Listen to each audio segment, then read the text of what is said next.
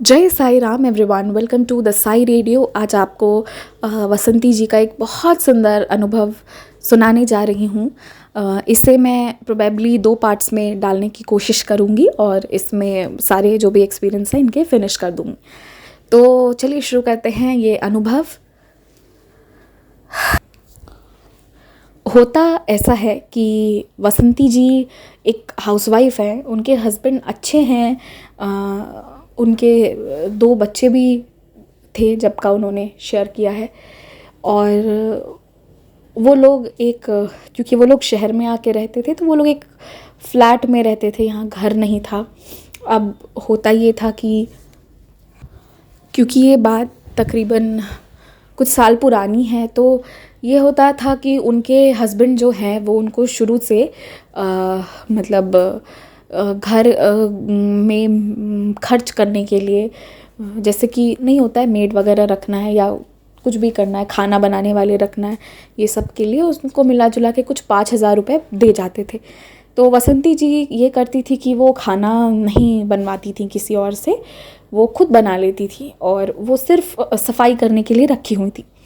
तो इससे एक तो उनका मन लगा रहता था क्योंकि उन्हें पूरे दिन घर रहना पड़ता था, और दूसरा ये था कि हाँ चलो मेरे कुछ पैसे बच गए, क्योंकि वसंती जी कहीं जॉब नहीं कर रही थी, कुछ करती नहीं थी, तो उनके पास वो नहीं था, उतना सोर्स उनका नहीं था। और ऐसा नहीं है कि कुछ उनको मांगने से कुछ मिलता नहीं या कोई कुछ ख़रीद नहीं देता, पर ये ज़रूर था कि हाँ बोलना पड़ता था और उनको वो चीज़ थोड़ी अच्छी नहीं लगती थी।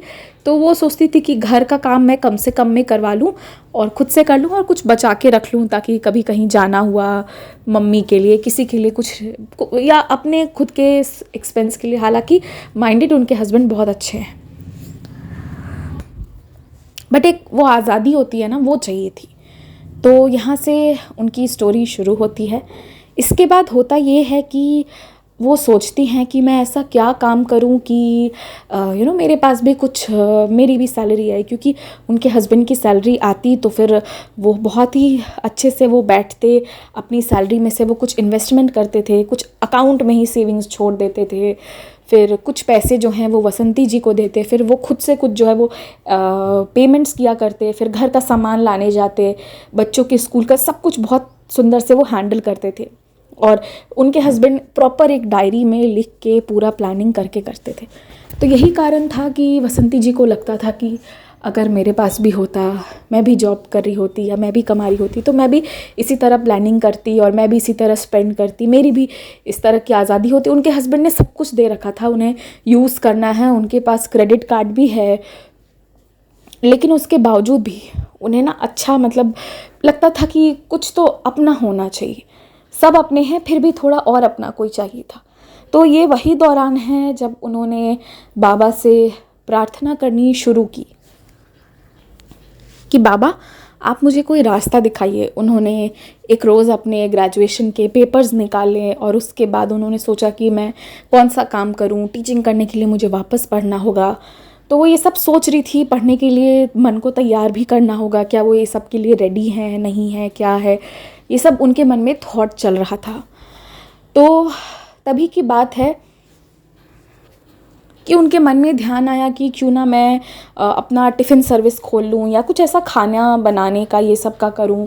और फिर उसके बाद उन्होंने सबसे पहले ये शुरू किया कि वो जब सामान लेने गई थी तो वो 2 की जगह 5 किलो कच्चे आम ले आई और उसका अपनी मेड के साथ मिलके पूरा छील के, जो भी प्रोसेस होता है जैसा भी, उन्होंने बहुत अच्छा सा पिकल्स बनाया। और पिकल्स बनाने के बाद उसे स्टोर किया। किसी को बताया नहीं उन्होंने ये बात, पर जैसे ही ठंड का समय आने लगा तब जाकर उन्होंने कुछ जो लेडीज़ थी उनको बोला कि मैंने ये बनाया है, और मतलब उन्होंने as a point of business उस चीज़ को आगे पास ऑन किया।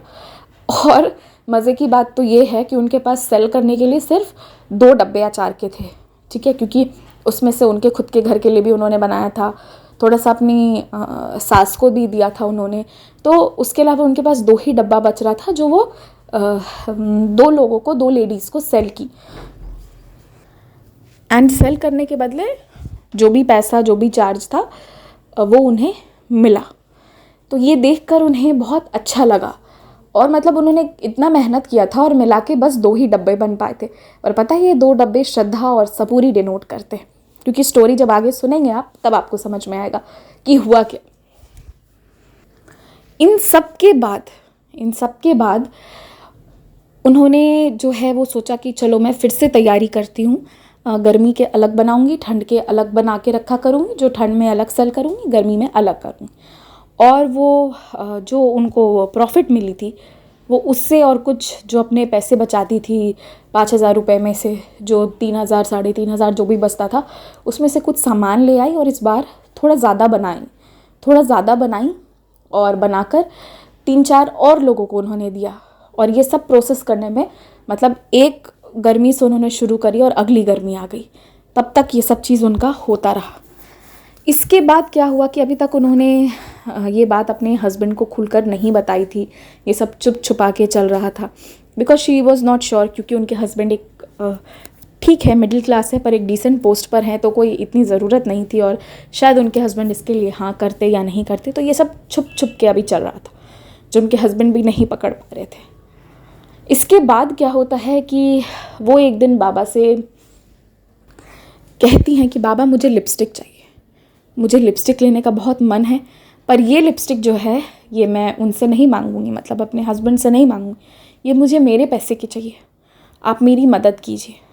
क्योंकि जो उन्हें 2 डब्बे सेल करके आया था वो सब तो उन्होंने लगा दिया था, अभी और बनाया था और सेल किया था, पर उतना सेल नहीं हो पा रहा था और एग्जैक्टली प्रॉफिट हो रहा है कि लॉस हो रहा है ये सब इन्हें अभी समझ नहीं आ रहा था। कुछ मतलब इनका प्रॉफिट ऐसा चल रहा था कि 10-20 रुपये इनके बच रहे थे, कुछ ये वाला सीन चल रहा था। She was not able to make up की ये बिज़नेस में मैं कितना लगा रही हूँ, कितना निकल रहा है, कुछ एग्जैक्ट अभी चल नहीं रहा था। अभी सारा खेल अप्रॉक्सीमेशन पे चल रहा था, प्रॉफिट भी हुआ था कि लॉस एग्जैक्टली ये भी इन्हें अच्छे से नहीं पता है। तो खैर इसके बाद जो है उन्होंने ये सब करी और उसके बाद उन्होंने बाबा से प्रार्थना करना शुरू किया और अपने काम को कंटिन्यू रखा कि ठीक है मैं और बनाती हूँ डब्बे। और धीरे धीरे उन्होंने सोचा कि मैं अपने बिज़नेस को समझने की कोशिश करूँगी। उन्हीं दिनों की बात है कि एक बुज़ुर्ग हस्बैंड वाइफ उनके घर आते हैं। 11 बजने को होगा, 12 बजे उनके बच्चे घर आ जाते हैं, बस 1 घंटे के गैप पर वो लोग आते हैं और कहते हैं कि आपने आस पड़ोस में किसी को अचार दिया था और वो बहुत टेस्टी था, हम एक साईं मंदिर से आए हैं, हमारे यहाँ पर एक भव्य भंडारा होगा और हम आपको कुछ ऑर्डर देना चाहते हैं अचार का। एंड माइंडेड कोई 1-2 किलो नहीं दिया था उन्होंने ऑर्डर, उन्होंने पूरे 26 या 27 किलो का ऑर्डर दे दिया था, 25 किलो से ज़्यादा था। बोला कि इतने अचार का बनाना है, क्या आप बना पाएंगी? ये बहुत खुश हो गई। इन्होंने कहा कि बिल्कुल मैं बिल्कुल बनाऊंगी, पर उन्होंने एक चीज़ कही, एक शर्त रख दी कि आप बना लेंगे उसके बाद ही हम आपकी पेमेंट करेंगे, क्योंकि हमारा जो भंडारा होने वाला है उसके लिए अभी कलेक्शन हो रहा है, तो हम बाद में आपको पेमेंट करेंगे। ये बहुत रिस्क होने वाला था क्योंकि जो इनका सेविंग्स था थोड़ा थोड़ा, जो पूरा 1-1.5 साल में जो इन्होंने जमा किया, 2,000 1,000 जो भी, वो सब उनको लगा के उतना रॉ मटेरियल लाना था और पीछे से सारा काम करना था। तो फिर जो है ये रिस्क लेने को तैयार हो गई, क्योंकि इन्होंने सोचा कि चलो बाबा तुम कह रहे हो तो मुझे मंजूर है, मैं करके देखती हूँ, नहीं भी होगा अचार चाहे तो फेंका भी जाए कोई बात नहीं, पर अगर तुम्हारे मंदिर से ये चीज़ आ रही है और बाबा से प्रार्थना करने के बाद ये लोग कहाँ से आ गए, कहाँ से इनका घर, इनका एड्रेस मिला, और अचार वालों की कमी है क्या, लेकिन इनको खोज के कहाँ से आए। तो फिर इन्होंने शुरू किया अचार का बिज़नेस, इन्होंने शुरू किया। उसके बाद होता ये है कि अचार का बिज़नेस तो इन्होंने बनाना शुरू किया उस मंदिर के लिए, और अचार बनाने के बाद जब रेडी हो गया इनको लगा था, समय लग गया था, 3-4 महीना जो भी लगा था, टाइम लगा था, और क्योंकि उनका था भी थोड़ा देर से था, वो पहले ही से आके ऑर्डर दे के आए थे। इस दौरान उनके हस्बैंड ने क्वेश्चन किया तो उन्होंने बताया कि एक भंडारा हो रहा है, उसमें वो मांग रहे थे, और क्योंकि फिर इन्होंने अपने हस्बैंड से अलग से पैसे नहीं मांगे थे, जो बचे थे उसमें से दिए, तो इनके हस्बैंड, मैंने पहले भी बोला, अच्छे थे, उनको कोई ऑब्जेक्शन नहीं था। उन्होंने कहा ठीक है, पर तुम इतना कर पाओगी या नहीं इस पर ध्यान देना, बिकॉज घर भी ये संभालती थी। तो ये चुप रह गई, इन्होंने कहा हाँ कुछ नहीं। उसके बाद जो है इन्होंने अपना पूरा मेहनत किया और अच्छे से वो बना लिया। उसके बाद जो है अब यहाँ ये भी होता है कि बीच बीच में वो पहले चाचा जी चाची जी आए थे, फिर कभी कभी सिर्फ चाचा जी अकेले भी आते और अचार के बारे में हर महीने एक बार पूछ कर चले जाते थे। उन्होंने बोल के जाते थे कि अब मैं उस दिन आऊँगा, आपसे अपडेट ले लूँगा कि बन रहा है कि क्या हो रहा है। ये चीज़ थी अभी तक। इसके आगे मतलब बस यही इतना ही कॉन्वर्सेशन था, जो भी था चल रहा था। इसके बाद जो है जब दिन आया, उन्होंने अचार डिलीवर किया और वो लोग बोले कि आप मंदिर आकर पेमेंट ले लीजिए। तो ये मंदिर गई तो इनका बहुत अच्छे से उस दिन वेलकम हुआ। इन्हें रेड कलर का बाबा का शॉल गिफ्ट किया गया और इन्हें जो है एक येलो एनवेलप में पेमेंट दे दिया गया, जिसे ये लेकर आई। बहुत खुश थी, बहुत ज़्यादा खुश थी कि मुझे मेरे अचार के बदले कुछ पेमेंट मिला है, कुछ प्रॉफिट हुई होगी। अब आप ये बताइए, 1 किलो अचार सिंपल जो घर पे बनता है नॉर्मल, मार्केट में उसका रेट 1000 हो गया क्या? होगा क्या? 1000 रुपये का वो अचार होता होगा क्या? नहीं ना, उसका प्राइस 1000 नहीं लगेगा। अब आप ये मान लीजिए कि पर किलो अचार का 25 किलो अचार बनाया, 26-27 किलो बनाया है, पर किलो अचार का आप ये मान के चलिए कि उस एनवेलप से जब इन्होंने काउंट किया तो जितना चाचा जी ने बात किया था वो तो उतना ही देते, लेकिन पर किलो के हिसाब से आप ये मान के चलिए कि 2000 से ज़्यादा रुपए, 2000 से ज़्यादा, 3000 से थोड़ा कम, ऐसा हिसाब लगा लीजिए। अगर पर किलो 1000 रुपये मिलता तो 25,000 मिलता। अगर 1 किलो का 2000 रुपये मिलता तो 25 किलो के हिसाब से 50,000 रुपये मिलता। और अगर 1 किलो का 3000 के आसपास कोई देता, जो अचार का नहीं देगा कोई भी, 3000 में कहीं अचार नहीं मिलता है, उतना अमाउंट उस इन्वेलप के अंदर से निकला। मतलब एक अच्छा अमाउंट था, हिसाब किताब खुद कर लीजिए। तो ये अमाउंट निकला ना, ये तो बेचारी थोड़ा सा जो इनका मेहनत का मिल रहा था ये उसी में खुश थी। मेहनत भी 4 महीने इन्होंने किए थे, लेकिन ये इतना भयंकर अमाउंट निकला ना तो ये हड़बड़ा गई। फिर ये स्पेशली मंदिर गई, जितना चाचा जी से बात हुआ था उतना ये अपना लेके गई थी, और बाकी जो मतलब पैसा जो बच गया था, जो ज़्यादा हो गया था, वो ये ले जाकर मतलब एक अच्छा खासा अमाउंट रिटर्न करने गई। और इन्होंने बताया चाचा जी को कि ऐसा ऐसा हो गया है।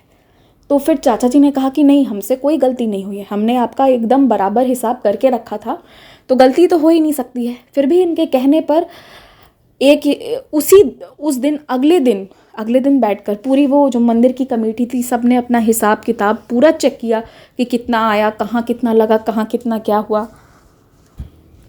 उल्टा मंदिर को जितना चंदा इकट्ठा हुआ था उसमें से कुछ अमाउंट उनके खुद के पास बच गया था एज अ प्रॉफिट। मतलब मंदिर को वो दक्षिण जो वो बाद में यूज़ करते ऑब्वियसली, खुद ही बच रहा था।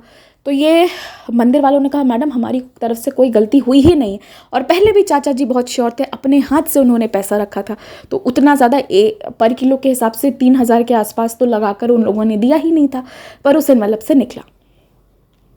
चाचा जी फिर समझे और उन्होंने इस प्यारी बेटी को समझाया कि देखिए ऐसा है कि ये हमने आपको नहीं दिए, आप समझिए ये जितने भी लोगों का पेमेंट होने वाला था ना, सबका प्रेयर करवाया गया था सबके नाम से और बाबा के चरणों में रख दिया गया था, जो बाद में फिर सबको दिया गया और सबका बराबर नाम लिख के रखा हुआ था, उसमें कोई गलती नहीं हुई थी, चेक करके अच्छे से रखा हुआ था। और इन लोगों ने फिर से हिसाब मिलाया और हिसाब बराबर सही बैठ रहा था, कहीं कोई ये नहीं था। और जितना प्रॉफिट इन लोगों को उसमें से मतलब जो बच रहा था वो भी बराबर उतना था, कोई एरर्स नहीं था। उसके बावजूद उस इन्वेलप के अंदर इतना पैसा कहाँ से आया? तो इस चीज़ को चाचा जी ने फिर उन्हें समझाया कि ये बाबा की तरफ से दिया हुआ आपके लिए है, तो इसे आप प्लीज़ बाबा का आशीर्वाद समझकर लेकर जाइए। और आपकी ईमानदारी से हम जो है वो मंत्र मुग्ध हो गए। तो यकीनन उस दिन वो जब बाबा के मंदिर से लौटी थी ना, एक वो दिन था और फिर एक आज का दिन है, जिसके बाद इनके पास इतने सारे ऑर्डर्स आते हैं कि आप नहीं भी तो ये मानकर चलिए कि अगर एक लिपस्टिक 1000 की होती है आज के समय में, तो ये वैसी ना कम से कम 35 लिपस्टिक खरीद सकती हैं। मतलब 35,000 रुपये आज इनको उससे मिलता है, क्योंकि उस मंदिर वाले ने फिर इनका रेफरेंस बहुत लोगों को दिया और इनका मंदिर आना जाना शुरू हुआ, बहुत लोगों से रेफरेंस हो गया और ये इस चीज़ को करने लग गई। और एक वो दिन था और एक ये दिन था।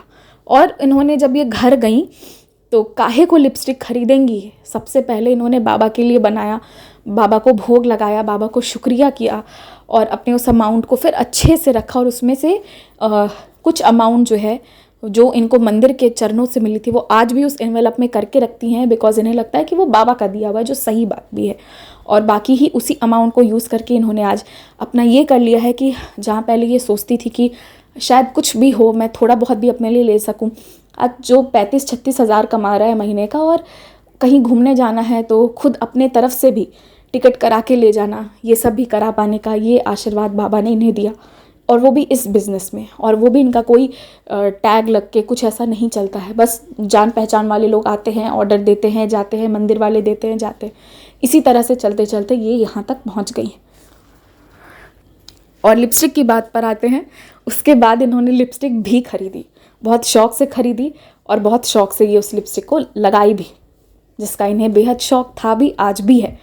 तो आज भी जब इन्हें वो सैलरी मिलती है तो ये उसमें से बाबा के लिए भी निकालती हैं और लिपस्टिक खरीदती हैं, और हंसती हैं कि मैंने तो बाबा से एक लिपस्टिक का मांगा था, उन्होंने कितने लिपस्टिक का पैसा दिया। और एक वो दिन है और एक आज का दिन है जब से कभी कमी नहीं रही। और इसीलिए कहा जाता है कि मांगना है तो उससे मांग कर देखो, जो देने वाला है उसी से मांगो, किसी से मत मांगने जाओ, वो जो देगा वो सबसे बेस्ट देगा।